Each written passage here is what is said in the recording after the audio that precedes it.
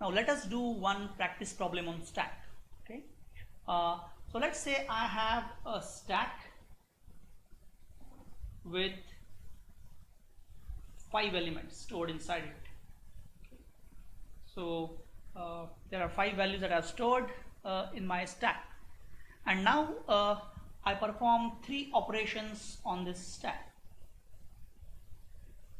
So these 3 operations, they are either push or pop. Okay, so they could be all 3 push operations, all 3 pop operations, or there could be 1 push, 2 pops, or any combination or any sequence. Okay, so I'm allowed to have any sequence of push or pop operations on this stack, but total 3 operations. Okay, and the question we are asking is that at the end of these 3 operations, what is the possible number of elements that you can have in the stack? Okay, so from 5, what is the minimum value that you can reach, and then what is the maximum value that you can reach, and within this minimum and maximum there would be some values. Out of them, which values are possible, which values are impossible. So first of all, I will give you some time to think about what is the minimum number of elements that you can be left with if you perform 3 push or pop operations, any sequence of them.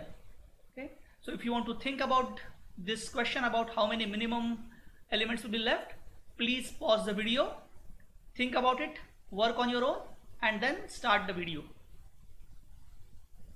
I hope that you have thought about the minimum answer. So minimum answer would be based on 3 pop operations. If I do all 3 pop operations, it would remove 3 elements from my stack, and I'll be left with just 2 elements in my stack. So that's the minimum value that is possible. On the same line, think about what is the maximum number of elements I can have. So pause the video, think about it, and then start the video again. So we can have maximum number of elements if I do all 3 push operations, and I will add 3 elements to my stack, and that would result in 8 elements. Okay, so 2 is possible, 8 is possible, and then there are all these middle values, right? There is 3, 4, 5, 6, and 7. Okay, so let's analyze what will happen, which of these values we can possibly have, and which of the values it is impossible to have. Okay, so again, to think over this question, please pause the video, work on your own, and when you are done, then start the video again.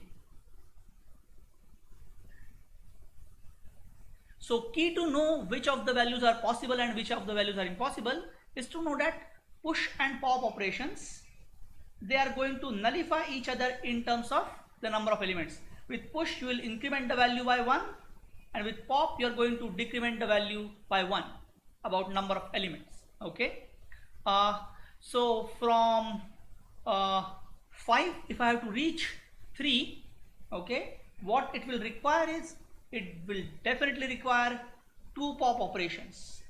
Okay, no matter what you do, 2 pop operations are must, and then I require a series of push pop operations which will nullify each other. Okay, so from 5 elements, it is possible to reach 3 elements with 2 pop operations, but if I have to perform 1 more operation and I am allowed to do exactly 1 extra operation, then it is not possible to maintain the number of elements as 3, because after 2 pop operations, if I do 1 more pop operation, it would reduce the number of elements to 2, or if I do 1 push operation, it would increase the number of elements to 4.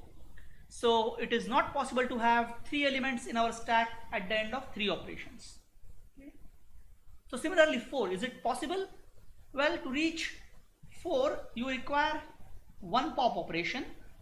Okay, and now there is balance of 2 operations, because total we have to perform 3 operations. So we have done 1 pop, and these 2 remaining operations, they could be 1 push and 1 pop, and both of them are going to compensate each other. So it is possible to reach 4 elements. Think about 5. Is it possible? And now it's clear, right? If we want to maintain the number of elements of as 5, we need exactly equal number of push and pop operations. And with odd number of operations, it is not possible to reach 5. Then for 6, what is going to happen is that you need to add one element, so one push operation is a must. And then there are 2 balance operations, and we can have one push, one pop, and that is going to those 2 operations are going to nullify each other, and that makes number of elements 6 as possible. And what about 7?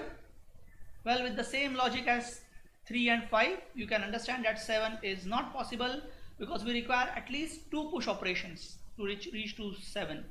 But then there is only one balance operation left, and it is not possible to nullify that operation. Okay, so if I start with 5 elements and I perform 3 operations which are either push or pop, I can reach to 2, 4, 6 or 8 number of elements, but rest of the numbers of elements is not possible. Okay, so that's one practice problem. Do practice such more problems on your own, and when we have the interaction session scheduled, please come back with your questions, and we can discuss those questions. We can discuss the problems that you encounter, but please practice on your own. Okay, so just beyond watching these videos that I'm uploading, you need to read the textbook, and you need to practice the problems on your own. And for CS204, you need to go and write the C++ code for these data structures.